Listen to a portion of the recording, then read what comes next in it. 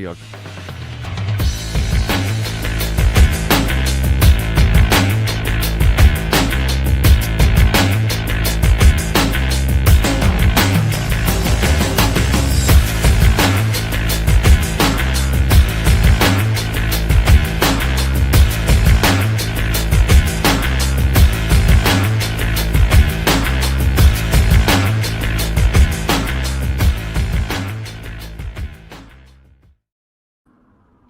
All right, Lions fans, welcome to the post-game show after a 30-16 BC Lions win over the Saskatchewan Roughriders at BC Place.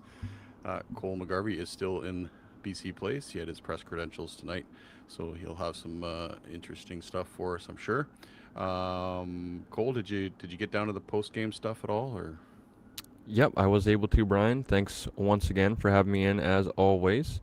And it feels good to get back into BC Place, and it feels even better to definitely secure a win. As you mentioned, was able to make it downstairs to the post-game media availabilities. I believe Buck just actually got uploaded to YouTube. I was waiting for it. Okay. We were also able to speak with TJ and, of course, Nathan. TJ, 31st career interception. So shout out to TJ, obviously back-to-back games with interception as well. Super cool. And Nathan, but as I think happy as we are as fans right now, it was definitely just a very business mentality in the post-game pressers where, they were asked about, four game win streak, 5 out of 6, kind of how are we feeling here, and they were definitely happy, but definitely focused on the prize ahead. I think part of that is they didn't play that great tonight in a lot of aspects. I mean, they got the job done. The defense was outstanding for most of the night, I thought. Had a couple breakdowns, but for the most part, I thought the defense was really good tonight. The offense, we're going to talk about the offensive game plan. I don't want to turn this into the Xander Horvath bitch session every week, but I'm just so over this, not using this guy. Do you know what the final? I haven't had a chance to pull up any stats yet. I don't know what the final rushing totals were. I know he got ripped off a couple nice runs in the final minute and a half there, but I think they finished with under 100 yards rushing. At one point, you had texted me in the fourth quarter they had 9 carries. I don't know if they saw something from the Saskatchewan defense that maybe suggested the run wasn't a good idea. But even when they did run it, it was James Butler getting at least half the reps, I think, if not more, tonight. It boggles my mind, Cole. I don't know what else we can say about it. We're not the coaches. We don't see the film. We don't know the game plans.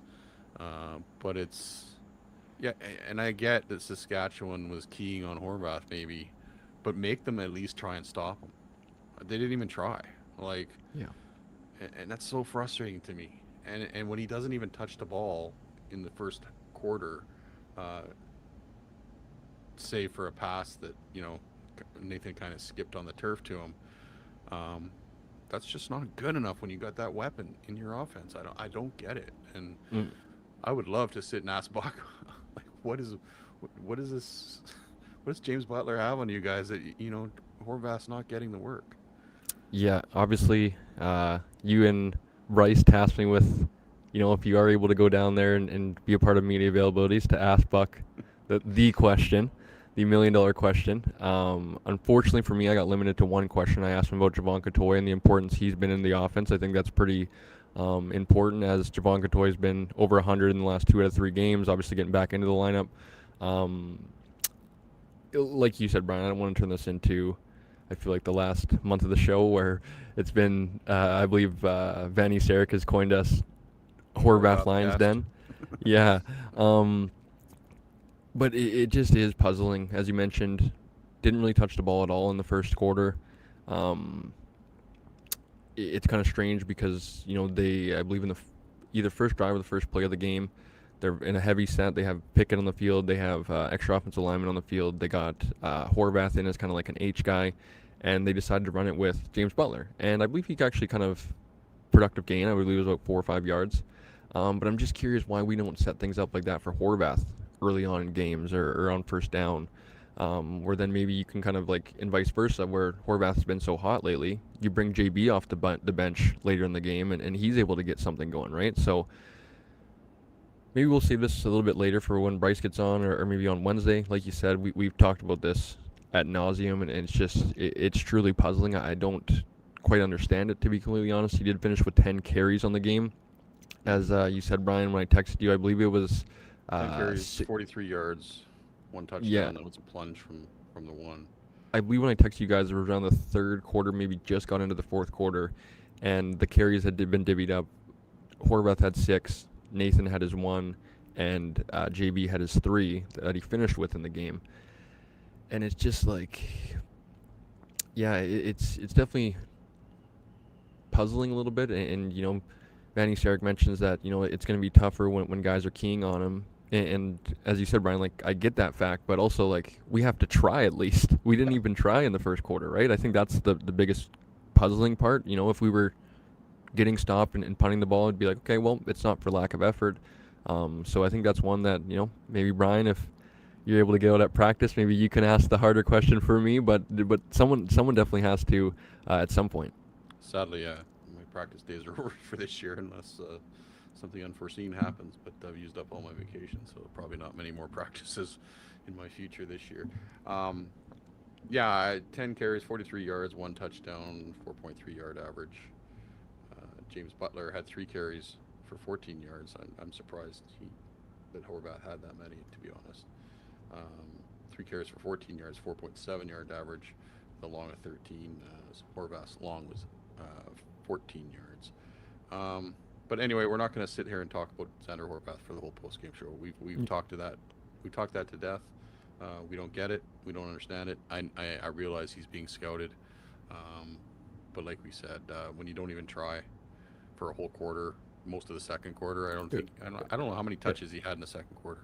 Do people think that Tyson Philpott's not getting scouted, or like, or Justin Rankin, or some of these other guys? So like, I definitely part of the game, and part of your job as a coach, your best player is being scouted. You got to come up with ways to get him. Yes. In other situations. Yes. They haven't seen that they haven't scouted. Yeah. Let's go through some stats here. Let me get we might lose our video over here for a second till I get us added to the screen, but we'll get our stats screen going here. Show the stage. There we go. As you see there, Brian, maybe we can just start with it. 6 targets, 6 receptions, over 100 for Javon Catoy once again. 18 of 19 since he's returned from injury. 18 of 19 he's got, eh? Wow. Yeah, they had that on the post-game show. Yeah. That's awesome. I just think he's as reliable as they come. Obviously, I'm a little bit biased because his junior roots and stuff like that. I played in the BCFC at the same time he did. This guy, though, just that's probably how I should have maybe phrased it a little bit better. Is like, he must be just a coach's dream for a guy like Buck, where whether he's calling a run play, a pass play, Javon Catoy's on the field, he trusts him to be not only a guy that's able to pick up yards after the catch and stuff like that. We saw it on the first touchdown, right? Big play threat, down the seam. He's very sneaky athletic, and super cool as well. I don't know if you were able to catch it, Brian, because you were obviously in attendance, but his mom made it for his first ever game from St. Vincent and the Grenadines. So first time, I don't know if it's his first time ever. It's definitely his first time in the CFL that she's ever seen him play. I don't know if she ever was able to watch him during his junior career at all, but super cool. He goes for over 100, has the touchdown once again, and just continues to be, I don't know if you want to say like the straw that stirs the drink, Brian, but maybe kind of like the engine of this team when they're at their best, of like, this guy can really, he slots in, Hatch and Justin to kind of like fulfill those alpha dog roles as like the 1 and 2 guys. Catoy's kind of like that sneaky 3 and utilizes that, I think, to the best advantage of this offense. Yeah, he's the total package. He does it all. He blocks. He can catch and get yak yards for you. He's just a very tough, very versatile football player, and he adds a lot to this offense when he's in it. The key for Catoy lately is, can he stay healthy? Yeah. Let's hope that he can stay healthy in the second half here and take the Lions into a deep playoff run. Let's go through some stats here before we get to Buck Pierce. And Ken Hatcher, 6 targets, 5 catches. Thought he had a pretty strong game tonight. Stanley Berryhill had the one big one for 58 yards after the fumble that he had on the kickoff there. Very lucky that there was no yards there. We were talking in our chat about Stanley Berryhill, and then a couple plays later, he goes for goes for 58 yards and makes a big catch down the field. That's kind of why they have Berryhill in the lineup, right? But I'm done with him on kickoffs. Like you fumbled twice now in 2 games. We can't be taking that risk anymore. I would rather deal with what we were dealing with before, Yeah. than have a guy that's going to be fumbling the ball, and that could have been a killer play. Yeah. Thank God it was only yards. I think I speak for us all.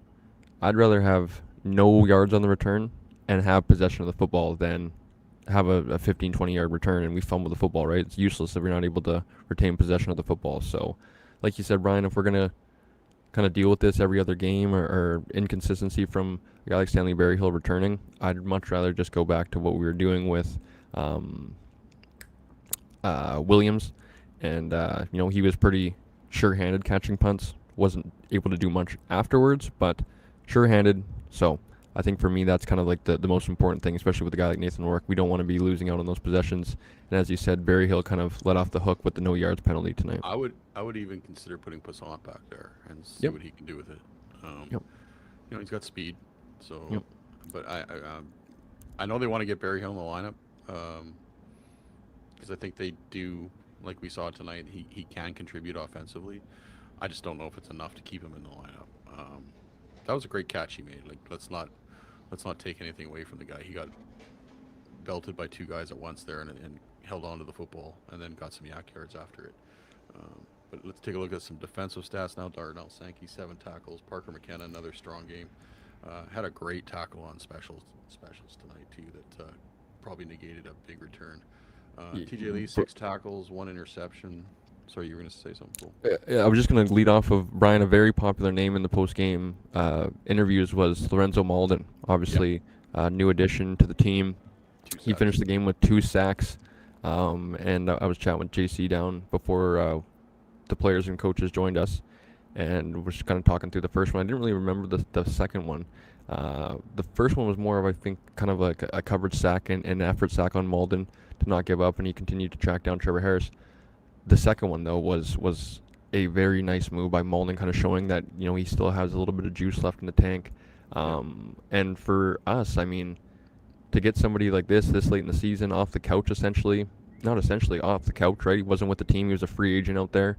And if he can provide some valuable snaps for us, especially an older guy like that, he's not going to be playing on early downs on first down, Brian. He'll probably be a situational pass rusher where we can bring him in on second and longs and known passing downs. So hopefully he has some juice and can continue to add, because at his peak, he was I believe like 2023 when he won the Defensive Player of the Year, he had 20 sacks in a season, right? So his ceiling is way up there. I think it's just a matter of keeping him healthy and keeping him fresh throughout the back half of the year.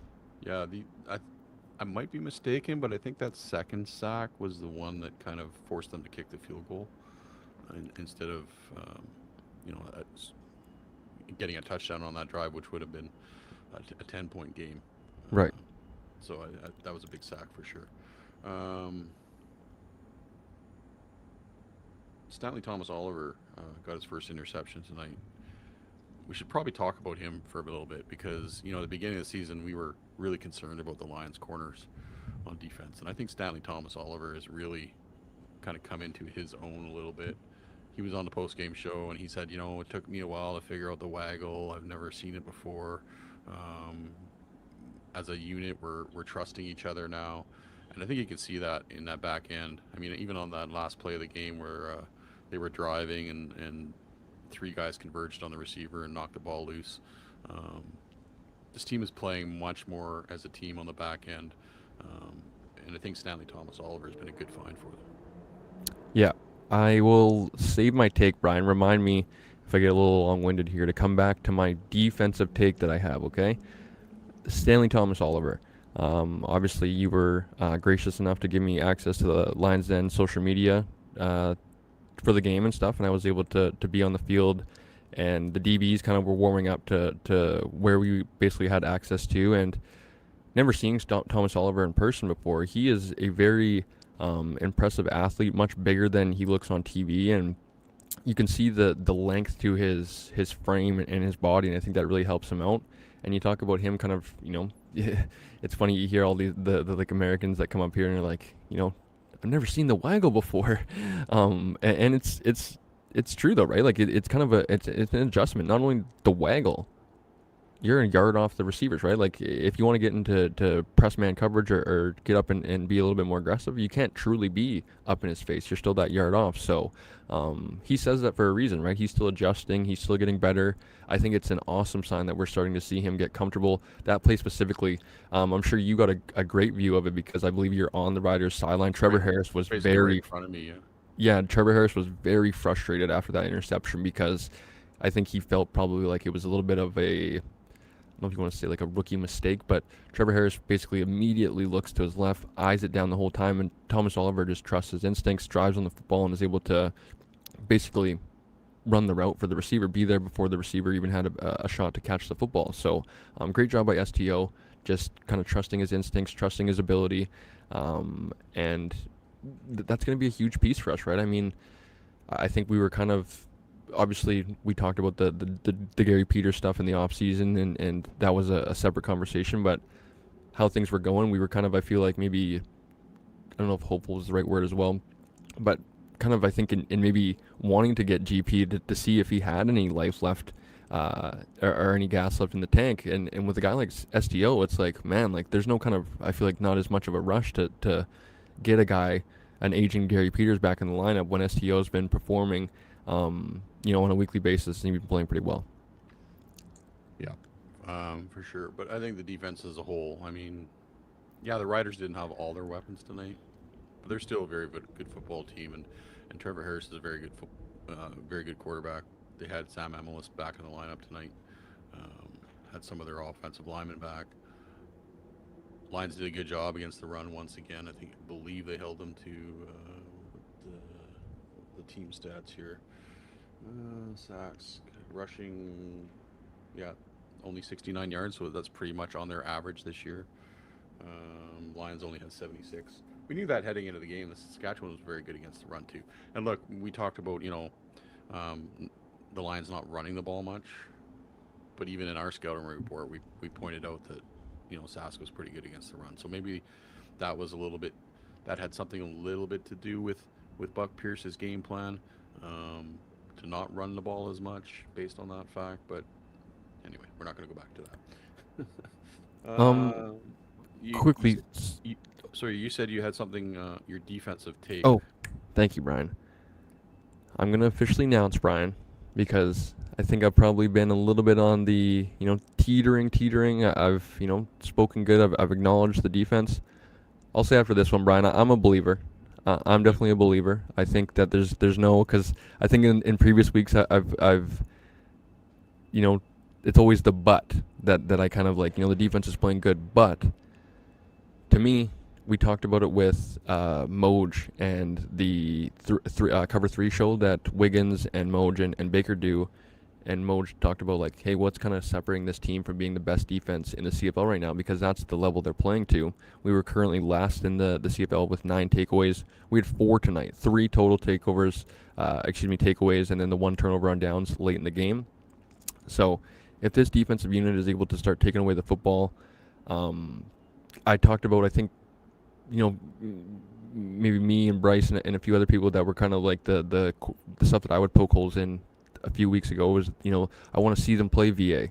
And then, of course, we beat VA, and it's like, well, I want to see them play Trevor Harris, and I want to see them play Davis Alexander. And maybe we'll see, we'll kind of revisit this question in 2 weeks when they play Montreal back-to-back. But that being said, people talked about Brian, Saskatchewan being unhealthy and this and that, but when you look at it, I mean, they had 3 of their starting 5 receivers to start the season. When you look at a guy like Keyshawn Johnson, who's arguably one of the better receivers in the CFL, a top 5 receiver for sure. He's capable of being Emilus back in the lineup. obviously he took a massive hit late in the game, and I believe monitor him if you're Saskatchewan fans. And then Del Duncan Bunsby, another national receiver who scored a touchdown late in the game for them as well. So, you know, the Lions had 4 or 5 receivers out in the lineup, and nobody cared about it. Like, so they had a worse lineup a couple games ago. I believe it was against Ottawa, but Trevor Harris hit all those guys, spread the ball around. I mean, yeah, Trevor Harris is a good quarterback. If he puts the ball on you and you're a professional receiver, you should be able to make the catch. And so, you know, I don't put any stock in, you know, this was an easy win for the Lions, or the Lions should have won this game. They played well enough to win, but I don't think the Lions played their best football by any means. Let's get into Buck Pierce's post game stuff here. There's also, you know, a couple of touchdowns called back for him. How you assess that? You know, I mean, you know, once again, we try and control what we can control, and one of the things we try and control every day and every week is, you know, playing clean football. So, you know, I thought in the result of, you know, some execution errors in the first half, our response and resilience of this team really started to show through. And, you know, that's kind of, I think, really the theme, you know, for this week. Opportunities to step up, guys made plays in big moments. And the next phase was able to complement the last phase. They got some momentum. Offense came back out, you know, got 3. Needed a big stop. Especially he's made some tackles and made some covering. And then, you know, defense, you know, as they're driving, 2 turnovers inside the 30-yard line. You know, those are massive plays. The defense got a lot of flack the last time you played the Riders. This time, they're a big component in this victory. What did you see from their performance? They're a good big component every week. I mean, that's a good offense, and Trevor's playing as well as anybody last couple of years. And you know, they're gonna win a lot of football games. Just proud of the way the guys, you know, stayed poised, you know, throughout. You look at, you know, some of the second down conversions they were able to get in the first half, and our response in the second half, adjustments by coaches, you know, players being dialed into, you know, how we were going to attack the second half.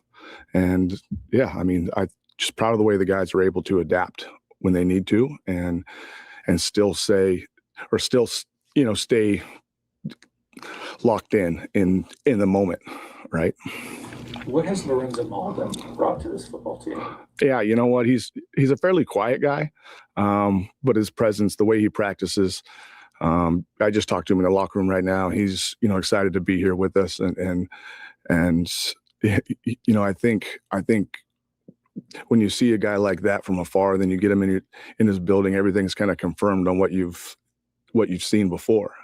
A guy doesn't have that kind of success and play for as long as he had if he wasn't a good teammate, a good pro, and do things the right way. So he's been a great addition for us, and you know, more importantly, he's been a good teammate and leader. From an offensive standpoint, you know, a lot was made pregame about the fact the Riders were starting 3 younger Canadian DBs. Seemed like he attacked down the field a little bit. Certain circumstances, certainly against Jackson Ford, the safety, and he had the one interception, but there's also big plays there. What did you see schematically from Saskatchewan that you could attack there or match up on? Well, you know, I think it's about, you know, for us offensively, just, you know, continuing to try and put our players in position to be successful in certain situations. You see things on film. You try and confirm that early in the game and kind of see where it is and see if, you know, things are staying on track and with what you've seen throughout the week. And there's always little wrinkles and adjustments, but offensively, the ability to adapt and the ability to, you know, see what you see on the field and then put a game plan into motion in real time is important. And the good offenses can go ahead and do that. I think it's important that, you know, play callers and quarterbacks are on the same page and we're seeing the same things. And when those things happen, you know, we're able to execute and create some of those plays. Jim? Sorry, Buck, I came in. Yeah, no problem. Obviously, your offense goes over, your defense wins some pretty big plays up there.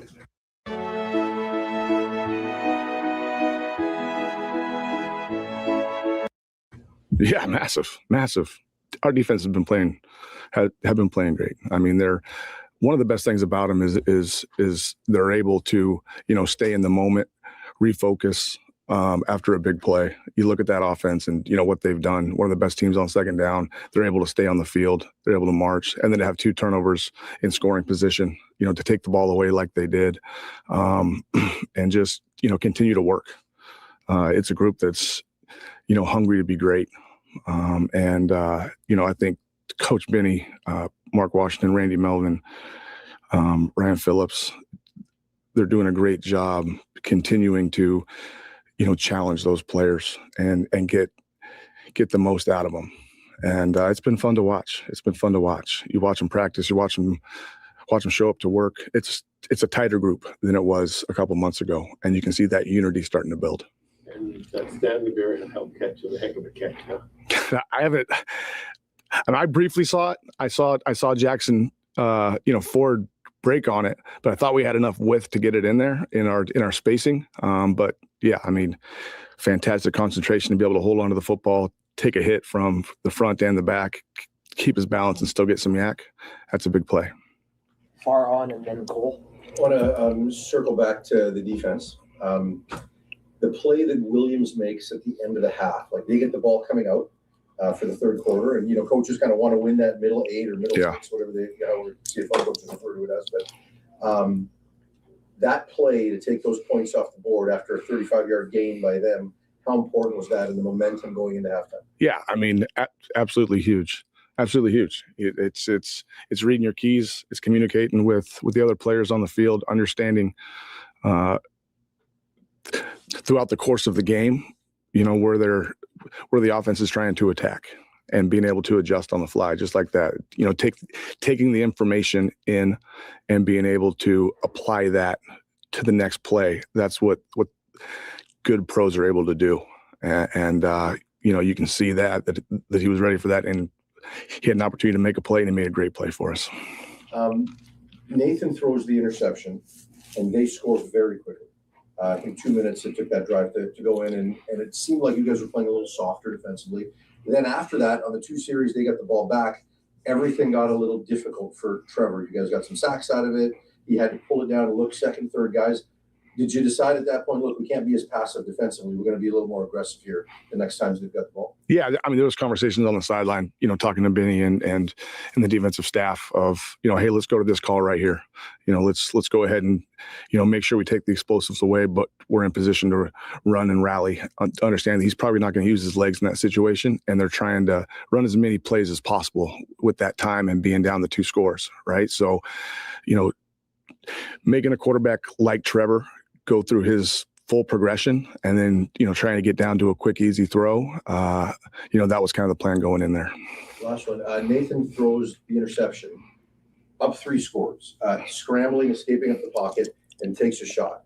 We've talked about situational awareness. Yeah. Maybe that throw is not needed. Later on, he takes a couple of sacks rather than risking it. Yeah. Did you see kind of I did it here, maybe I shouldn't have. Well, I don't think he ever wants to take a sack. Right. And we call plays to be decisive and be aggressive. I called a shot, on that interception. Right. And, we wanted to be aggressive at that point. We just gotten a big play on the sidelines, and we felt that we could get this. We've been waiting to call it, and, called it, and it didn't work out.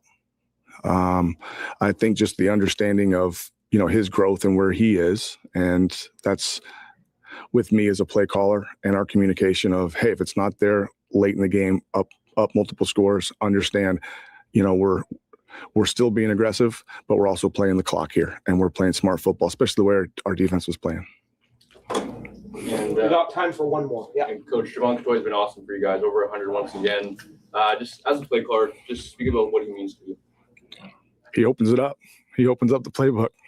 I mean, smart, physical, understands situational football, has a unique feel of getting open and understanding timing and space.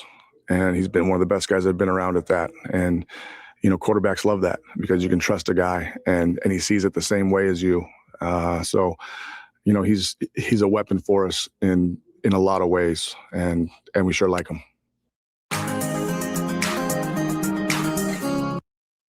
right. Well, Cole, when do you have to leave? Oh, you're on mute. Probably another 20 minutes, Brian. If I can be out of here about 8:55, 9 o'clock. Okay. I just want to touch on a couple things that Buck said there.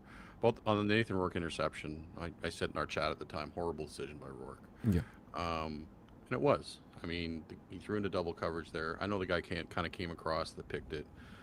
Maybe when he let it go, it was single coverage. But you know, I didn't see the point in throwing that ball in that situation. And when Buck says, "Well, I called the shot on the interception," you still need your quarterback to say, "Nope, it's not there. I'm gonna pull it down or throw it out of bounds or something like that." And I know he got hit when he launched the ball too.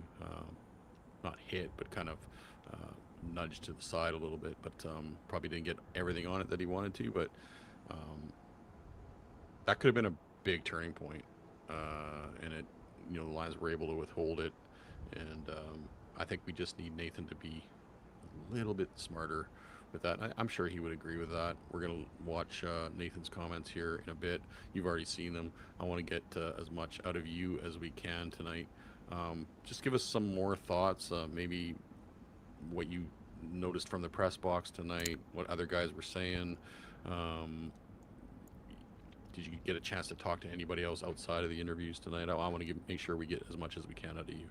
Yeah, so that definitely caught my eye too, Brian, when he was asked that and kind of took responsibility a little bit. It kind of sounded with his answer, right? Like, I called that shot. You talk about Nathan kind of having to be smarter. I think you're kind of seeing a little bit of like the maybe not stubbornness, but your unfathomable belief because they're both quarterbacks that they think that we can do it, we can make that one more throw, or we can fit into that small space. To me, Brian, obviously I'm on the opposite side of you, and I had the higher view. So from my vantage point, Nathan had I believe it was, I can't remember if it was Hatch or McInnes who was the intended target off the top of my head, but whoever the intended target was open initially. And whoever initially pressured Nathan kind of flushed him up into the pocket, and that's where he kind of stepped up into the pocket. And then before he threw it, he kind of almost like jumped or hop stepped into it. And when you do that, you kind of lose a little bit of your ability to get it in there as quickly, right? So the ball kind of hangs in the air that much more. And then Jackson Ford made a tremendous play. But to me, that was definitely one that was interesting of like, well, Buck took credit of, or Buck kind of tried to take responsibility for, hey, I called that play. That's not a Nathan mistake. JC then asked both Buck and Nathan in the press conferences, Nathan throws that interception. Saskatchewan responds immediately. Nathan ends up taking 2 to 3 sacks later in the fourth quarter. Did that come into did that play into anything? Obviously, Nathan will answer it here. So Brian, maybe we can just transition into his post game, but he mentioned just no, that didn't really come into mind. In those situations, I was just kind of dead to right, and I wanted to eat it. To Nathan's credit, too, the Lions, after the Riders got that touchdown, they did march down the field and get a field goal out of it. Nathan did seem kind of frustrated on the post game show as I was driving home. Didn't think he played that well. Didn't think the offense was good enough, and I'm sure we'll see some of that here. Yeah. But let's see what he had to say. Do you owe Stanley Berryhill like a steak, or I don't know what you give receivers. I know what you give offensive linemen, but that was a hell of a catch he made. Hell of a play, hell of a catch. Definitely got lucky. What did you see on that throw from your perspective? Low half, corner safety was deep. Corner was in a position to make play. Ford did a really good job driving it. Again, like I said, got lucky. Stan made a really good play, and type of plays that would like back. But football's the ultimate team game for a reason. Our guys are going to make plays too. So, what did you see from Ford tonight? It seemed like you attacked that area a couple of times. He got the pick on you once. You also were successful on a couple of occasions. What did you see from him on film that made you go that direction, or what were you seeing from him tonight? I think he's a heck of a player. Covers ground really well. He's bigger than you think. He moves really well. He hits hard. came out of the sky a couple times on the RPO and the sallies to make some big plays and disrupt what we were doing. I think he fits the scheme really well. I think one of the things that makes them Sask hard to play against is that they're really well coached, and their scheme. I wouldn't say it's most complicated, but they're very, very sound in it, and they play fast and they play confident, and they got really good players. And so I think he fits really nice. And, sometimes when you have guys who aren't, the day one starters, you kind of feel like you can try to get one on them, but I don't didn't feel that way with this group. I thought they're very talented up in the back end, and it definitely making some plays out there. And last one for me, you take that shot on that interception when you're up a few scores. Yeah. And then after that, it seemed like you didn't want to take that shot again or risk it necessarily. And you took a couple of sacks, smart sacks, some would say. Was that intentional on your part, or what were you seeing there? Yeah, I think the one that you're probably alluding to was down in the red zone. Yeah, I mean, it was tough. I would like to be able to kind of hold it a little bit longer. Like, I got collisioned. Hatch got collisioned. Reading the corner. Sales does a really good job. If you were in my position, you'd know how difficult Sales is to go up against just because of his unpredictability, and he's an unbelievable athlete in terms of the way he recovers. So he's hard to manipulate sometimes, and just the timing of my feet, didn't think that it was matching up, and then thought that there might be a chance to come down to my check down, which was probably more of the thought there, knowing what they were in coverage wise and knowing that it wasn't all out zero, was trying to come down to the check down, which had been good to us all week. So it was probably less about taking a sack and more about trying to get down to the check down, knowing that, they were dropping guys in the coverage. And so, but then at the same time, knowing that you had points, you're going to have a field goal. So we'd love to score a touchdown there, obviously. 4 in a row. What's different with this team now than it was 4 games ago? I think our defense is playing, incredible. I think we owe this one offensively. I think we owe this one to them. I don't think it's an interesting feeling I have right now. If I can try to describe it to you, I know that it's a great win, and it's a really good team, and every win is hard fought. I don't particularly feel like I played the way that I know I'm capable of playing. I think our defense played a ton of great plays. I just want to get something in here real quick. I want you to look at Nathan's right shoulder there. A little extra padding, maybe, or his left shoulder. Sorry. Yeah, that's an interesting one. I didn't clue in or didn't even pick that up when I went down there. So it's a good eye by you. We talked about that. Bryce mentioned it on the last show, or maybe you did. But maybe wondering if maybe he had some extra padding under there, and it clearly looks like there's a little bit there. Yeah. Get going here. Keep us in it. That's an incredible quarterback. Trevor Harris, I have the utmost respect for him, and you can't expect him to go and play a game like he did today without our defense making incredible plays and having a great scheme, and our defense making big plays and getting them off the field. We got to take advantage of that more. That should have been a way more high-scoring game than it was, and so I just feel like I got to be better. In this stretch, our defense has played and won games for us, and hopefully our offense we continue to build in these next couple of games. We go out east and make a push here and start playing complementary ball where both sides of the ball are really playing at their best. Sort of answer my next question. I'm going to ask you about the defense. Already answered that. So I'm going to say, do you feel that the offense is catching up? Or do you feel your offense is getting better with each game? I think we're playing better than we did early on. Yeah. But like I said, I think when it comes to me trying to become the best player I can be, I think I'm not where I want to be right now. So I feel like I owe it to this organization to get better. Time for one. Yeah, I was going to ask you about the 4th straight win, but I will pivot. Javon Katoy over 100 once again. I asked Buck a similar question because obviously the selflessness that he brings is very versatile in the offense. What does he do for you guys over 100 once again? Second free game. I think it's awesome. It blows my mind a little bit that he only broke 100 this year in his career, just in terms of how versatile he is and what kind of things he does for our team in terms of, he can block ends, he can run routes. I think we're starting to realize just how good of a route runner he's become throughout his career. and just all the different type of things that he can do. I'm glad that we're starting to use him to stretch the field a little bit more, get the ball in his hands. He's shown that he's an incredible yards after the catch type of player. He just carries people and he's hard to tackle. And so, like I said to UJC, like, later in the game, when the game's on line, I'm trying to get him the ball and a check down because I know him full speed ahead. He's going to get, have one guy bounce off him. So, very, very lucky he's on our team. Rewrite. All right, let's get Bryce has popped in here. Let's get him in. Bryce, we don't have Cole for too much longer, so good timing by you.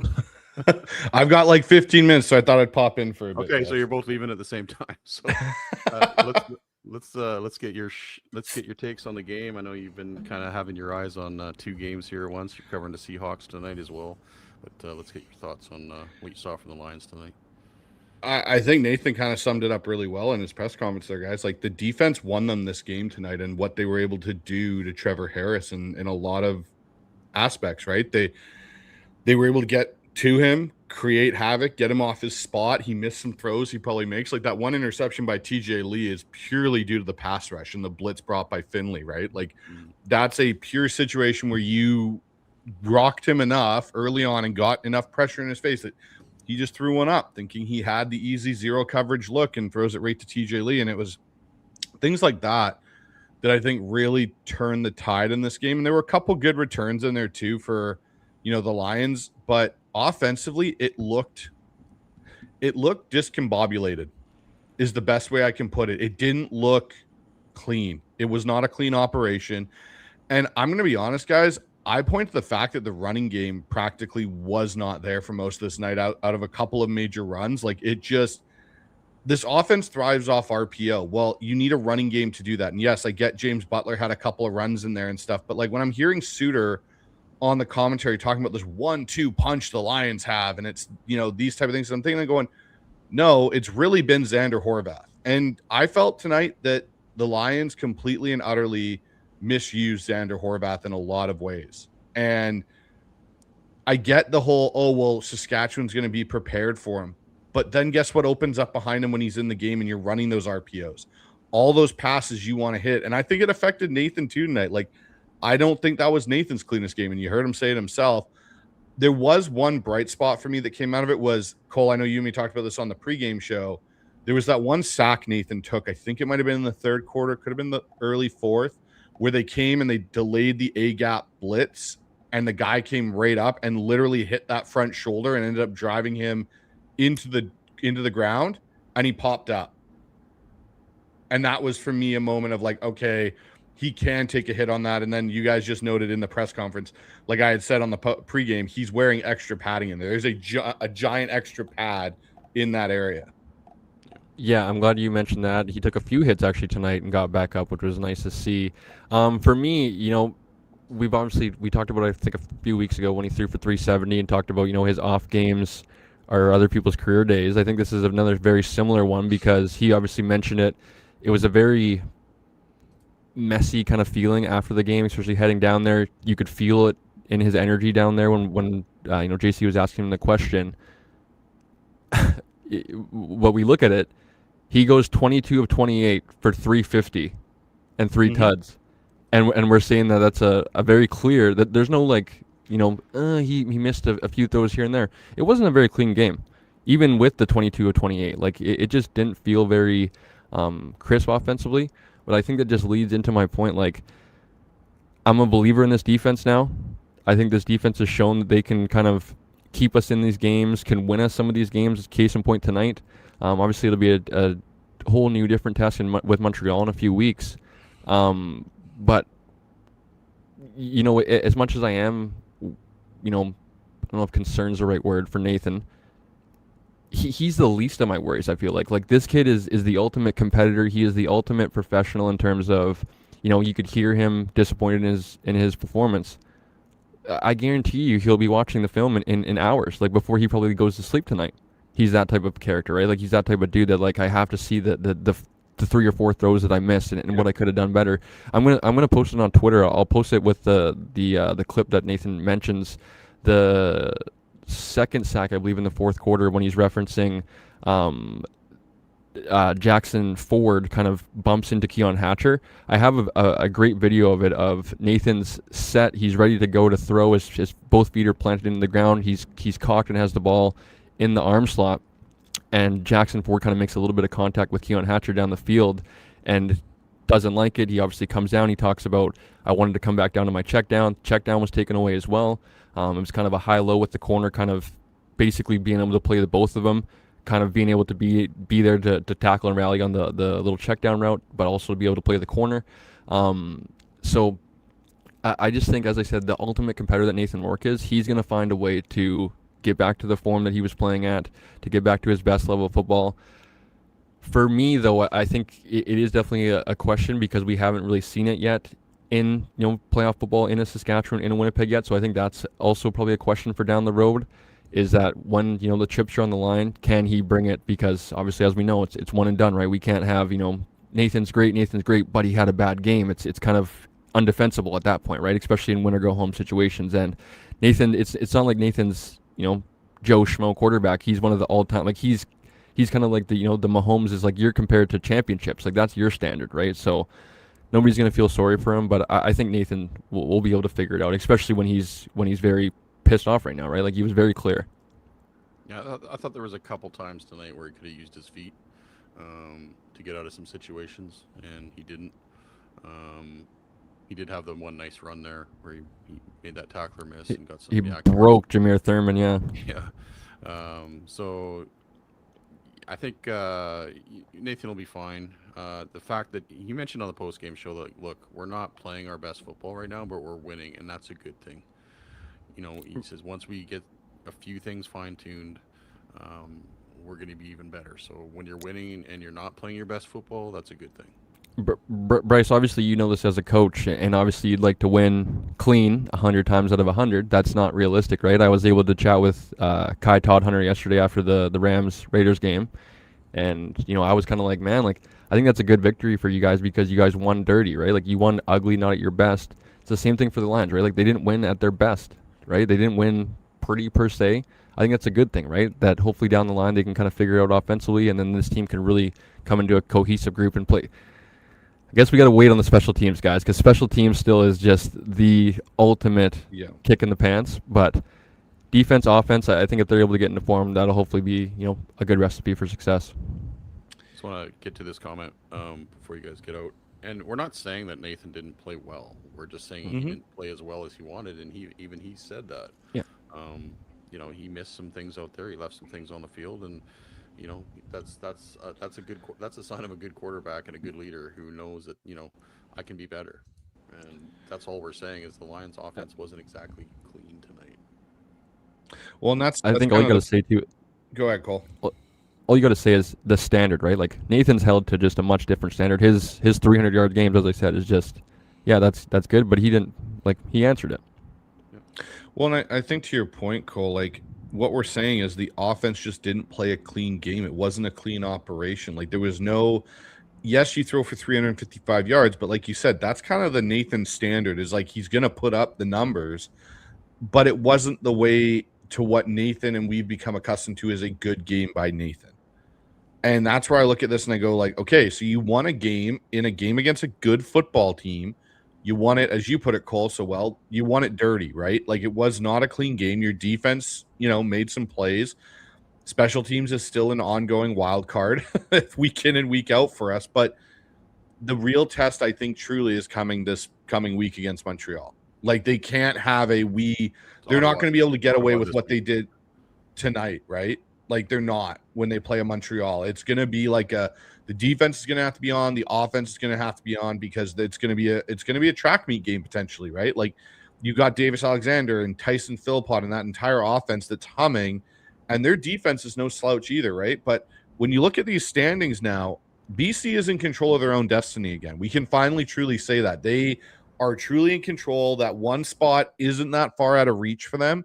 And with the way that Edmonton played this week, honestly, guys, like I don't think Edmonton is truly the number one seed in the West. The West is just. I wish we had one more. I wish we had one more against Edmonton. Oh, I know. It'd be great. But it'll be interesting, guys. But you're right, and that's why I pulled the standings up before you guys get out of here. When you look at these standings, every team in the West has a game in hand on Edmonton. But you look at BC's situation; they've got the season series against Edmonton. They're tied in the season series against Saskatchewan with a little bit of a point. Well, that won't matter because there's a third game. They hold the season series against Winnipeg at the moment. They're tied in the season series against Calgary. They're still in a position to own tiebreakers of every team in the West, and that is huge when the division is this tight, and the Lions are starting to make a move. They are now in third spot. If the playoffs started today, the Lions would be in the playoffs. They would travel to Saskatchewan again, but the season's not done, folks. We got a lot of football to be played, and the Lions have fought themselves back into a great position. Cole, All right. I know Before we saw a security guard coming behind you, trying to kick you out. So he is getting a little impatient for sure. The lights did flicker, so I was kind of curious, but I do see. Shout out to one JC Abbott. He's still working down here, hard at work. I believe he's probably got an article to publish, so I think I'm good as long as he's over there. But I am gonna get out of here, gents, so I can catch the ferry tonight. I will leave you with this. Obviously, we are Horvath Lions Den. We gotta feed the beast, man. Yeah. My goodness, before this guy leaves this team and we're watching him run all over the CFL next year. the reason I'm not worried about that is I don't think Butler's coming back next year. I think you have to make that decision, and you have to make Horvath your number one back. He's going to get the money. He's going to get the reps. Anyway, carry on. I hope that's the case as well. I hope that we're not pissing him off here down the stretch, that why the hell is this guy not getting the ball. But I definitely agree with you. I think it kind of, the door should be wide open come the off season.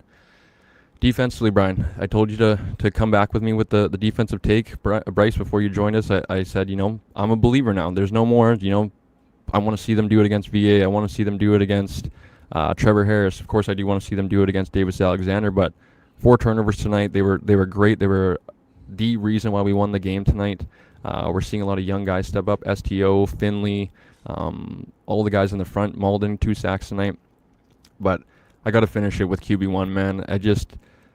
We just talked about it, and obviously I'll be repeating myself a little bit, but an off game, 22 of 28 for 350 and 3 tuds. I'm going to take that 9 times out of 10, and I'm going to ride with Nathan as our quarterback, and I trust that he's going to figure it out. But that being said, I think we're going to hopefully take care of business. No trap games coming up versus Ottawa before we do take on Montreal. But man, those are heavyweight matchups, man. That is going to be kind of where we kind of, not a true litmus test because we probably won't see them until a Grey Cup situation, but a nice measuring stick of, can we go 1-on-1 and just split with them and prove that, hey, we can hang with this team. If they defend home court, I think that's one thing. If we defend ours, I think it's another, right? But it's going to be a good one, and I think regardless of how things shake out, and maybe things will get a little bit ugly, but I think I still have confidence in this team if they were to, even go 0-2, but I think split is pretty reasonable considering how good of a team Montreal is. I just think I'm kind of losing faith in the rest of the West and gaining more confidence in the Lions right now. So I think we're in a good spot moving forward, guys.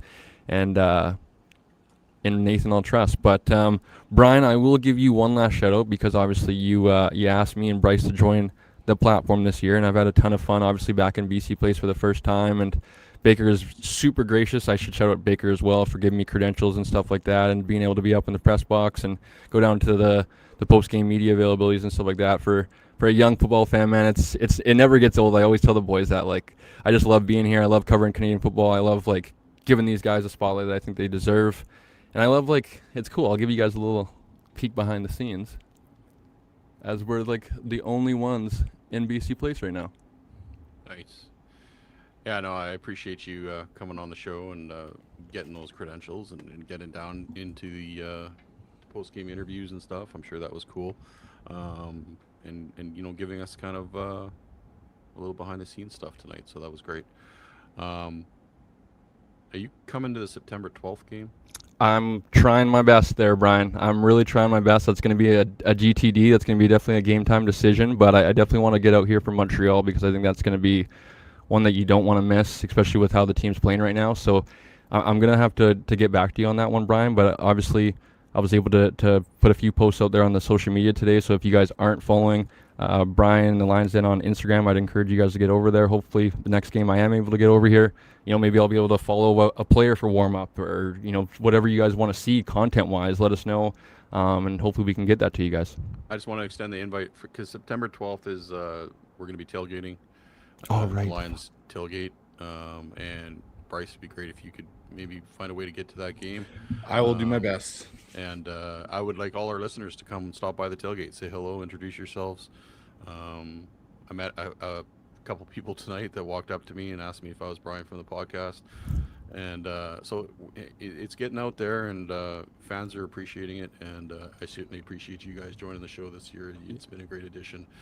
We got lots more to come, folks. So hope you'll stick with us. And we're not ending the show right now. We're going to keep going after these two guys leave, but we'll get to the Farhand cast and some of your comments and questions in a little bit here. I'll be tuning in from the Uber, folks. I'll be joining the chat. Don't you guys worry. I'll see you guys Wednesday night, correct? Yep. Wednesday night, yeah. All right, guys. Chat soon. All right. Safe travels. Nope. It's okay, Brian. It's all good. Just throw me out of the club. I guess you got to dip out here. What was the score? Yeah, I gotta dip out of here. Well, I'll say this: the Seahawks game did not go as well as the Lions game. I can tell everybody that. Okay. The injury bug bit the Seahawks hard this week. Oh no, what happened? Bud Clark broke his ankle. The rookie safety we drafted out of TCU snapped his ankle on the second play of Tennessee's opening drive. He was trying to come in and make a tackle, tried to avoid it because the guy was getting wrapped up, jumped, and a player came in and as his foot landed, just snapped it in half. And they lost their backup left guard, Mason Richmond, to a major knee injury. So fortunately it didn't, and then they ended up losing the game 19-16, unfortunately. So it was just not a good all-in-all week for the Seahawks. But you know what? That's okay because the Lions are kicking ass right now, and I'm looking forward to next week versus Ottawa. It should be a good one. And then, I'll do everything I can to try and be there for the game on the 12th. I haven't made it out to a game yet this year, so I'll do my best to be out at that one because of the tailgating, and it could be the two best teams in the CFL matching up at BC Place. Yeah, for sure. So. All right, well, we'll let you get to your Seahawks show. I'll be probably tuning into that after I get out of here. So, the podcast sounds good. Goes on. It does. All right, I'll see you all later. See you on Wednesday, Brian. Take care. All right, let me switch this to that. And what the hell happened there? No, let's go down here. There we go. All right, let's find the Farhand cast here and get that up. Thanks for Bryce and Cole for stopping by. I know they're busy and they got ferries to catch and shows to do and that kind of thing. But we'll get Farhan up here.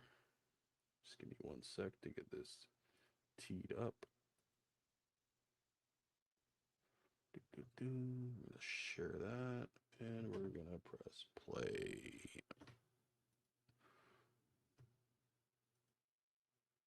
Why did it change on me?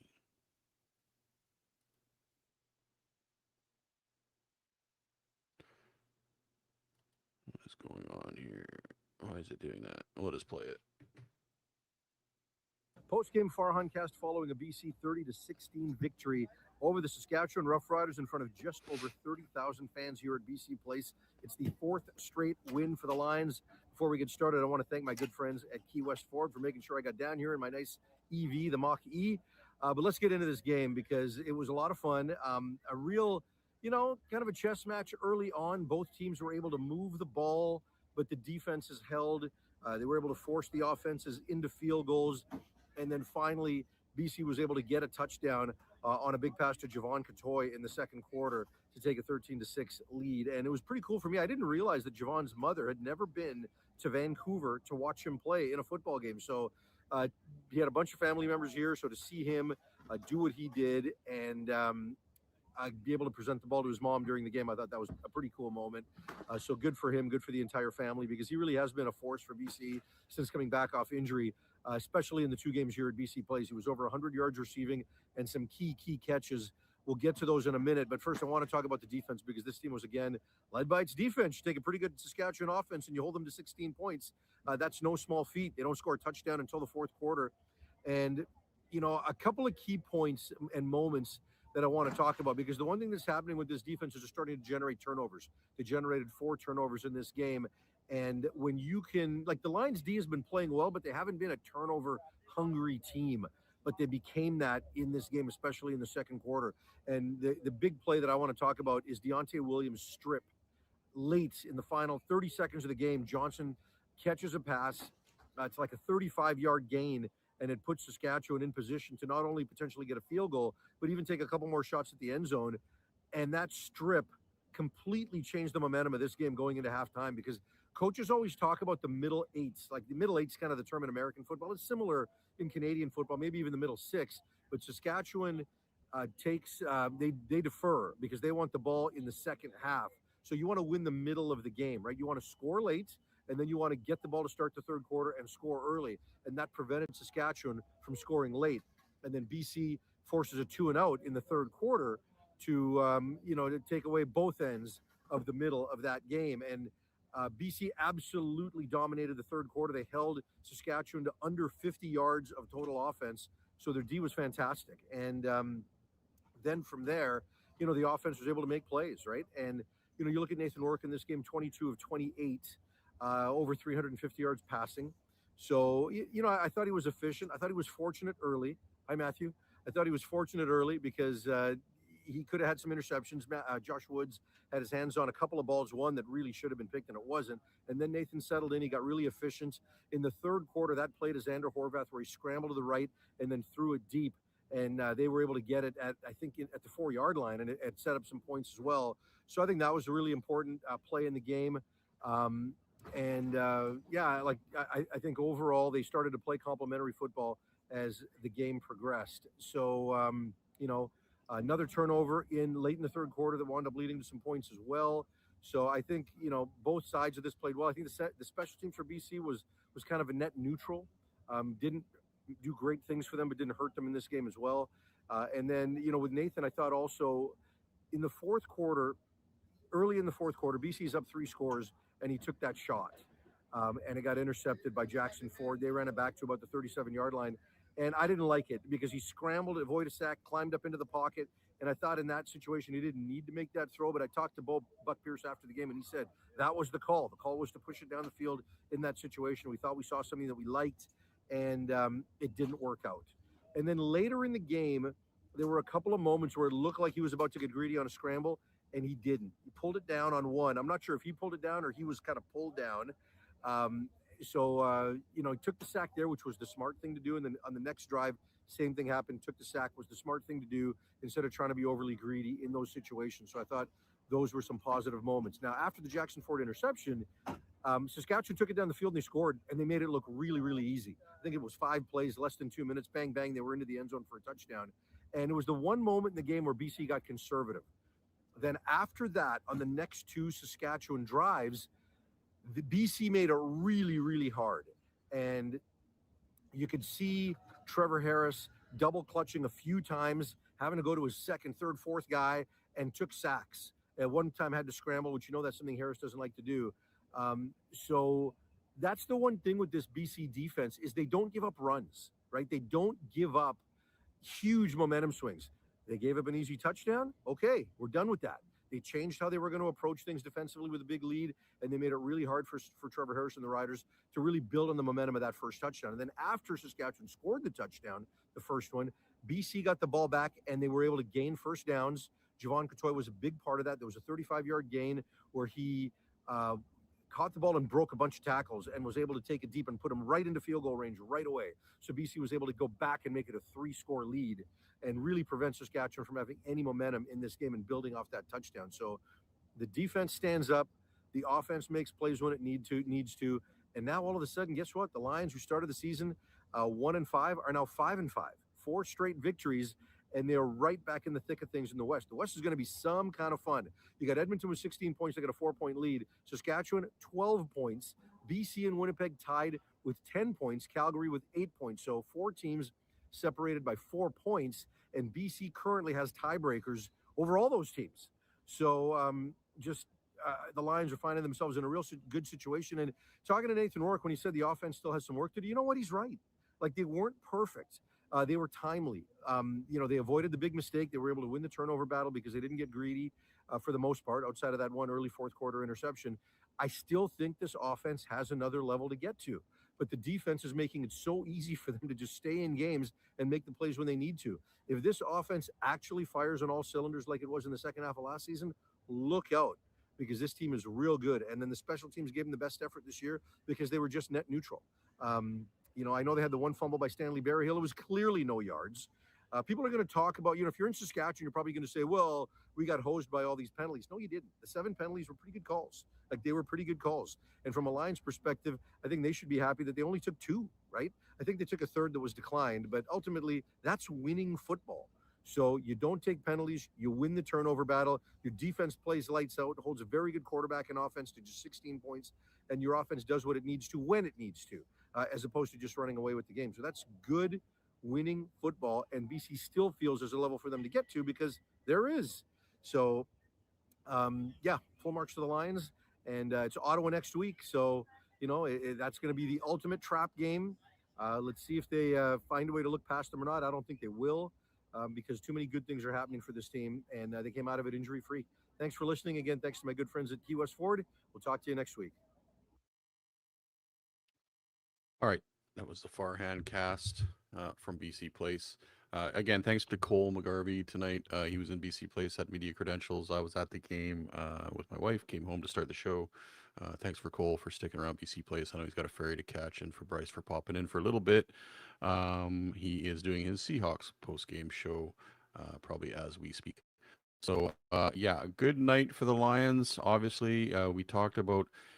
I made a post on X earlier this week saying this was a statement game for the Lions, and not in the respect of a statement game that you beat the Riders, a statement game because you've gotten yourself back into the race. Everybody was writing this team off at 1-5. They were crap. Their defense sucks. Nathan's not Nathan. Nathan got hurt. Now this team has won 4 in a row, and they're back in the race in the West. And as Farhan mentioned, as we mentioned earlier, they have tiebreakers currently available for every team in the West. They still have every shot in the West to get a home playoff game, if not catch Edmonton for first. Edmonton's got to come back to the pack a little bit. They've got to lose some games, but the Lions have put themselves in a position to do what they need to do to get a home playoff game. So it's going to be a really interesting second half of the season. Let's get to some comments here. The Berryhill catch was insane. Yes, it was. It was a great catch. I was surprised he held on to the ball. I was worried that it was going to be intercepted. So kudos to Stanley Berryhill for that. BC prevent defense prevents them from winning. They've had a few successes with it lately, so it's not going away. Americans try to be American. Americans trying to be American things is the way I see it. Doesn't work in the NFL either. When you have a big lead, folks, every team in the Canadian Football League plays prevent. And you try and keep things in front of you to stop the teams from getting, you don't want them to get a quick over-the-head touchdown. That's why you go into prevent defense. Okay? Every team in the league does it. Every team in the league gets beat by it. It's just a defensive philosophy that every defensive coordinator uses. So it's not the BC prevent defense. It's prevent defense. And every team in the league uses it at some point, especially late in the game when you've got a multiple score lead. You don't want to give up a quick touchdown over the top. So, we hear this all the time about prevent defense. And I know you're referring probably to the playoff game last year when Saskatchewan drove the field, but again, you're trying to keep things in front of you, and that's the goal of the prevent defense. When you get a pass rush, your prevent defense can be a lot more successful because it forces throws like Trevor Harris threw tonight that TJ Lee picked off. It gets quarterbacks off their game, but prevent defense is not going anywhere. Every team uses it, and that's just a fact. Let's see. Canadian Bears, Canadian BCer says Daniel. He's replying to Daniel's comment. Definitely cannot look past Ottawa. They are hungry for a win. Have to play them like they're an undefeated team. Absolutely. This win tonight means nothing if the BC Lions go into Ottawa and lose, become the first team to lose to the Red Blacks.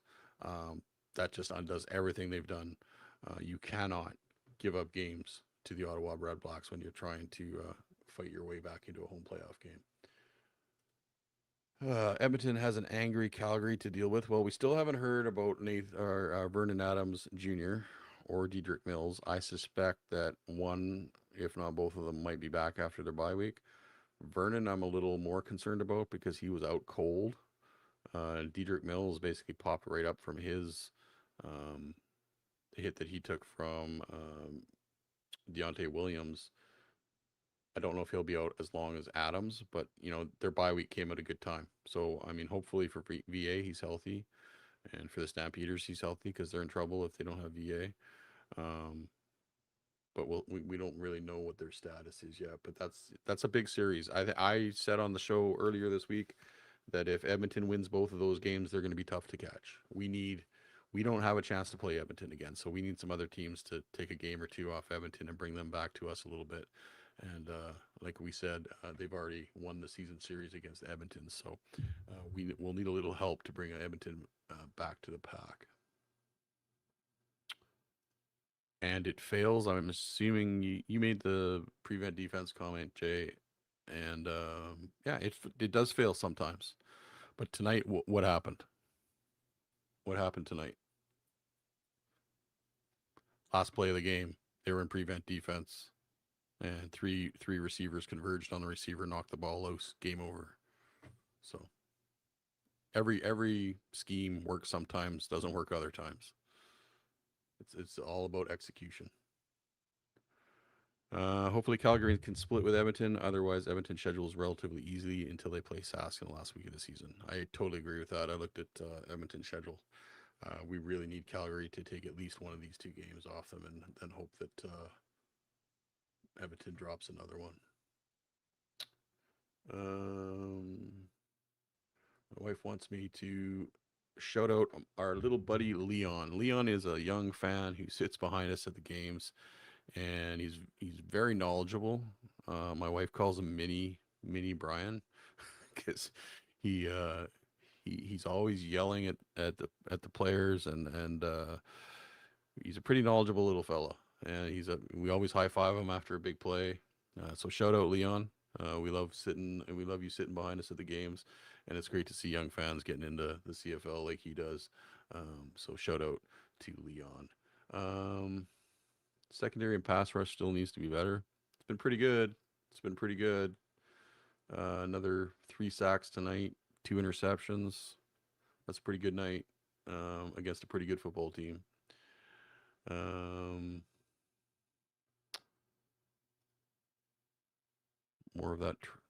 More than that, trust me.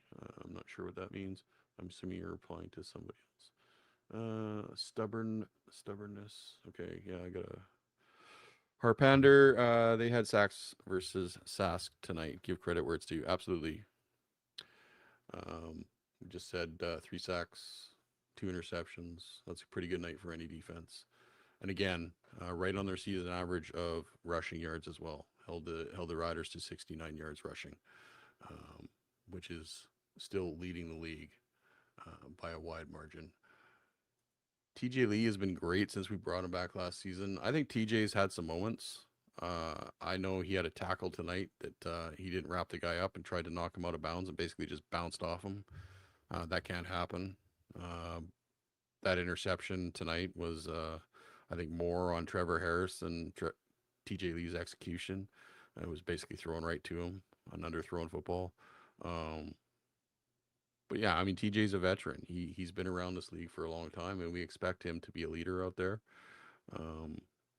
But he's had some moments this year, and he's had some moments where he's gotten burned too. But TJ Lee's experience kind of trumps all of that. I mean, he's a leader out there. Malden, what a great pickup. Absolutely. Guy came off the couch, comes onto the defensive line. He's contributing, had 2 sacks tonight. One of them was a pretty big one that held them to a field goal when they were, close to coming back to the game. So yeah, what a great pickup for sure.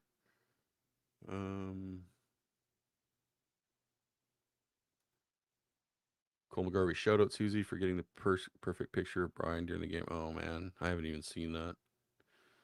That needs to be kept private, please. Trying to type too fast. I only had one drink. I can't tell if TJ is getting high. I thought you meant getting high. Getting a high amount of tackles because he's being targeted, or because he's making plays, or both. Probably a little bit of both. I mean, let's be honest. TJ's winding down his career a little bit, and maybe some guys feel like they can expose him a little bit. But again, his experience is very valuable. Susie, no, you won't be posting that photo here. They just testing the old man. Teams are targeting, says Van East Eric. Serena agrees. That's what I thought, especially towards the beginning of the game. No new profile pics. No. I'm assuming it's a picture of me yelling or something like that, because Cole and Bryce wanted me to, Susie, to do some intel and get some in-game action of me yelling at the players or the coaches. Because I get quite animated during games, folks. But I was going to say something. Now I lost my train of thought. Do you think Peters coming back would help? I don't. Depends. I mean, Garrett Peters was one of the best cornerbacks in the league. Was. I don't know if he's going to play this year. I don't know if he's going to play. I mean, his knee is fine, but then apparently he tweaked a hamstring. And that's keeping him out of the lineup right now. He's been 6-gamed again. So, I mean, if he comes, maybe he comes back for a playoff run, but he's got to play some games before that. I mean, you can't just bring him in cold off the bench and throw him into a playoff game. Schaefer Baker missed by the Riders. Absolutely. He was having a fantastic season, and he's a very dangerous receiver. That's one guy, if maybe they had him tonight, maybe the game's a little closer. I don't think this game was a reflection of the score, though. I think, the Riders' offense played pretty well. They moved the ball. I think the turnovers hurt them. I think the penalties hurt them for sure.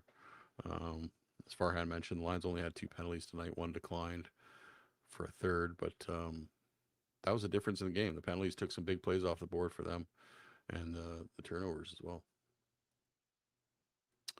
Okay, I'm not sure what that was in reference to. I'm not seeing how long we've been on the air for. Oh, sorry, an hour and 17 minutes. We have 233 people in the chat right now. 233 people watching on X. Only 18 people watching on YouTube, and no people watching on Facebook. If you haven't given us a sub already, please head over to YouTube. YouTube.com/@BCLionsDen. The link is up at the top here, or you can scan this QR code. It'll take you right there. Before the game tonight, we were 10 subs away from 200. We want to get that number up, so we can get more perks like media credentials like Cole got tonight. The Lions are really starting to warm up to our show, and we want to keep that relationship going. The more subs we have, the more exposure we're getting for their product, the more they're going to be willing to help us out. So please hit that subscribe button on YouTube and get those subs up for us. Our next show will be Wednesday night. Preview of the Ottawa Red Blacks. Hoping to have Xander Horvath on the Horvath cast. the Horvath cast. We're thinking we might get Xander Horvath this week. So we asked for him last week, and he wasn't available. We had Carolyn on. She was fantastic. Carolyn Cody, our most watched podcast so far this year. Almost 400 people watched that show. Yeah, as my wife says, tell your friends, your section mates, tell them about the show. September 12th, tailgate. come on out and meet myself, Bryce, Cole. We're all going to try and be there. I'll be there for sure. Cole's going to try and make it over. Bryce is going to try and make it happen. So come on by the tailgate and introduce yourselves. Let's chat. Let's talk about the show, things you'd like to see on the show, maybe some new merch. Maybe eventually that you guys can pick up. Yeah. So I think I've probably babbled on enough here. We've gone through all the interviews. We've gone through the stats. Thanks for watching, everybody. 269 people in here right now. We appreciate every single one of you. Again, if you haven't, please head over to YouTube and hit that sub button. We will talk to you on Wednesday night. Peace out, everybody.